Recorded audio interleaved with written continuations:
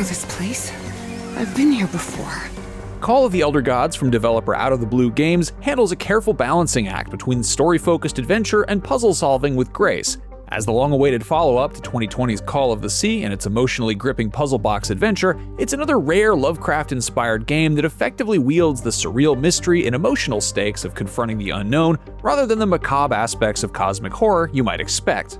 The original game focused on exploring a winding, lush island that gradually revealed deeper mysteries and crushing loss with its protagonist Nora, and Call of the Elder Gods continues that story as a noticeably tighter sequel that sees its dual protagonists embark on a parallel journey set in motion by its predecessor.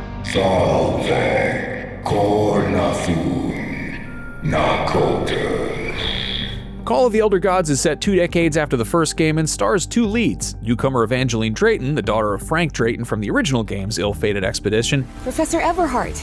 It's me, Evangeline. and returning character Professor Harry Everhart. Good. That means we're on the right track. With Evangeline experiencing a lapse in memory and dreams of an ancient city of elder gods, she seeks out Harry Everhart for answers on what was uncovered from that expedition. I've seen one of those creatures before. In my dreams. All the while, the original protagonist Nora, played by actor Cissy Jones, narrates the story's events with a level of self-awareness that adds an even stranger layer of intrigue. A question she didn't know how to ask the professor, because every time she'd tried, the right words never came out.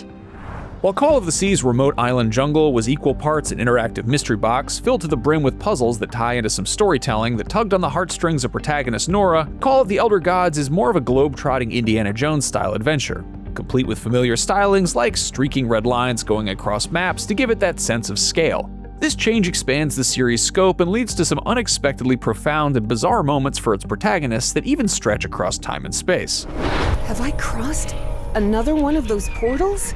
It channels the tone and style of Lovecraft's short story The Color Out of Space over the course of its 5-hour journey. Yet it takes it even further by drawing on his novella The Shadow Out of Time as the story escalates into out-of-body experiences and time-bending phenomena.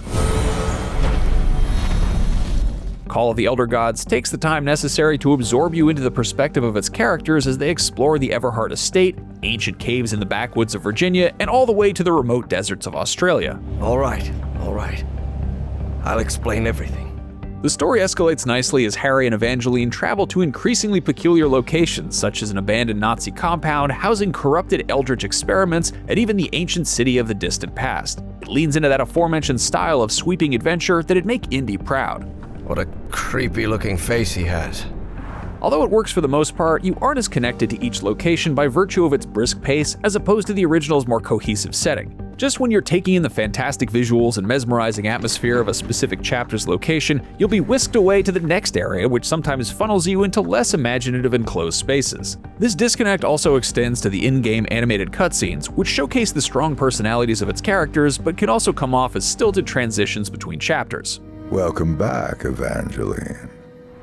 Much like the original, Call of the Elder Gods puts a keen focus on investigation and puzzle solving across its chapters. With the help of Nora's trusty journal, which keeps track of all relevant information, the puzzles evoke the classic Myst and Riven approach to collecting clues left by other characters and inspecting environmental details to overcome obstacles.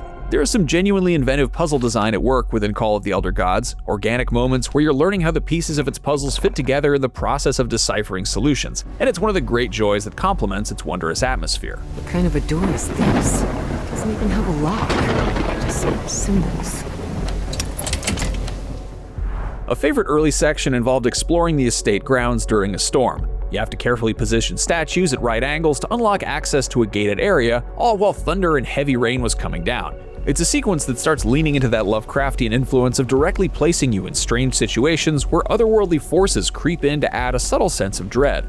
Much like the original, Call of the Elder Gods weaves its sharp, visually striking environmental presentation to uplift its story-driven puzzle solving. But it takes things further with a larger variety of spaces to explore that show the escalating stakes of the journey, which gives each chapter a unique theme and flavor.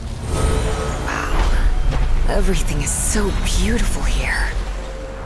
Compared to the more straightforward progression and ramping up in complexity of puzzles in the original, Call of the Elder Gods' more fragmented structure unfortunately leads to uneven difficulty at times. while the pacing and level of challenge generally felt in sync, so much so that you might be able to knock out some of the seemingly complex puzzles with ease, some challenges were a stark jump in difficulty in terms of an overload of information and moving parts to keep track of. This was particularly troublesome when trying to get a handle of the more machine-heavy puzzles, which can take a lot of cycling back to your journal as if combing through an instruction manual. There are even some walls that can leave you retracing your steps for extended periods to find any missed clues that would help lead to a solution. There is a handy hint option in the main menu to offset those periods of being stumped, which will outright give you a step-by-step breakdown of puzzles in select chapters. It's a helpful feature that will keep you moving along and prevent stalling in your progression, but some aspects of the puzzle solving could have benefited from more natural ways of leading you on, or just better explanations of the mechanisms behind its puzzles. Alright, I think I've got it. I've redirected the black ooze upwards, so... Thankfully, its stumbles don't drastically detract from what Call of the Elder Gods is all about, that feeling of uncovering a great mystery across time and space. It does so in a less isolating way compared to the original, and with the two strong leads whose connections to otherworldly forces naturally unravel as you take in clues and progress. Call of the Elder Gods even includes moments where you'll swap between both Harry and Evangeline to solve puzzles in tandem. Up to you now, Professor. The best interactions between the two are during story moments where you'll make decisions on how they'll react to an interrogation or a deeply affecting moment of personal trauma. This is all while a sinister cult is chasing the very same thing you are, trying to stay one step ahead to seize what it believes to be some kind of ancient power. It provides the adversarial element needed to keep the stakes high and broaden the consequences at hand. Don't listen to her, Pharaoh. You must have recognized the girl's cognitive pattern, I'm sure of it.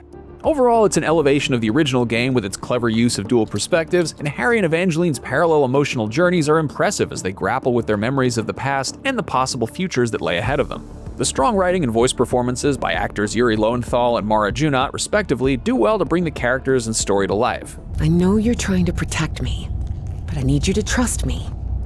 Just this once?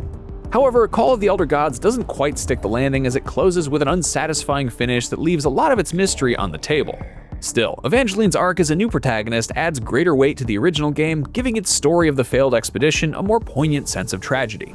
Good Lord, none of this makes any sense. Call of the Elder Gods wonderfully captures the otherworldly tone and sense of mystery of its predecessor, which remains a hidden gem of this decade. While its ambitions chip away at feeling as captivating, it's an especially touching sequel to further explore the events of Call of the Sea while still having some rewarding Myst-style puzzle solving to complement a new story that's about finding a sense of closure. Developer Out of the Blue's follow-up nails the emotional core of its first-person adventure effort, all while giving its characters and puzzle design time to shine. You can close the loop. You must close the loop. For more reviews, check out what we thought of Directive 8020 and Mixtape. And for everything else, stick with IGN. Papa, don't do it! Don't go to San Francisco, please! Hey, what just happened? It'll only be a few days, Jitterbug. I'll be back before you can say Jack Robinson.